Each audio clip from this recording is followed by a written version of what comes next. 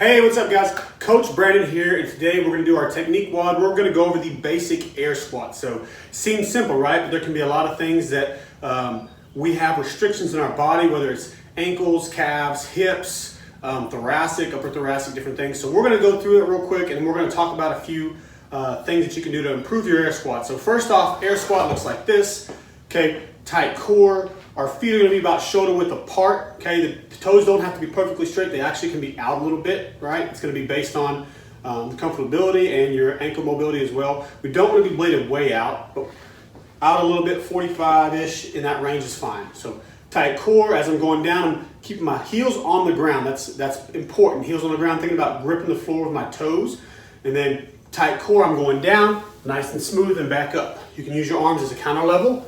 This is a great option. Now you notice when I turn sideways, my chest is staying up. I'm not gonna hump over as I go down. So staying nice and tight, all the way down and back up. Okay, so my goal is to get that hip crease below the top of my knee, okay? Keeping the chest up, okay? Knees are out, of the toes are not gonna be in, but they're gonna be out, okay? Activating those glutes. So now let's talk about some faults. I mean, if you have ankle restrictions, calf restrictions, right, tightness in there, what could happen is as you're going down, we might have one of these, right? Because my knees can't go forward because I could be tight here, here. So if I have an issue of bending over, when I try to get lower, I'm bending over, we need to check there, we need to check hips, okay?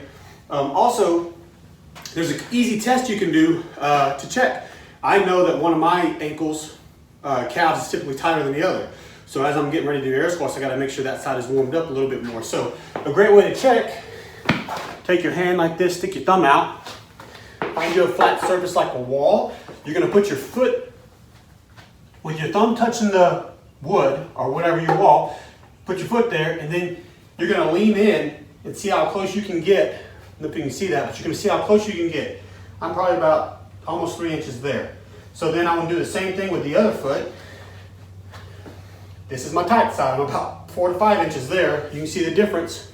So what I would need to do is loosen this calf. This is my calf. This is my tight calf. So think about that. It's restricting my movement for my knee to go past my calf more. So it's making it a little bit harder to get down. Like I feel this heel wanting to raise up because this calf is tighter pulling it up. So you can simply get a foam roller. You can get lacrosse balls. You can do this on a barbell, but you just want to roll that calf out a little bit, putting some pressure on it, you know, getting into the meaty area of that calf. And all you're trying to do is just loosen that tissue up. And then obviously, this is gonna be for immediate change. You know, if you want lasting change, you're gonna need to do prolonged stretching, or I'll show you something here with a kettlebell in a second that's gonna help loosen that calf up. But, so we roll it out for a few seconds, prolonged, like I said, simple calf stretches. You know, come to here, pressing down, getting a nice good stretch, holding for a minute and a half, 2 minutes. Another great option, getting you some type of a weight, kettlebell or something, go to a kneeling position. You're actually gonna put the weight on your knee.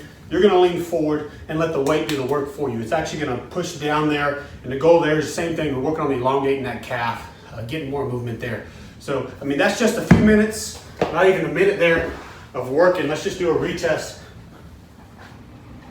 So just from that little bit of rolling out, and you can see I'm 3.5, almost 3 inches. So just that little bit of improvement is gonna make it easier on my air squat, okay? So another thing for the hips, okay, getting into a deep lunge, okay? Knee out, really sink into that. I'm gonna squeeze my butt, really pull my hips underneath me, push that knee out, and really sink in there and try to open up those hips, hip flexors, okay? Sit up nice and tall. You can add a little extra to it if you wanna bring the arm over, but doing that also is gonna help open those hips. We're gonna get lower.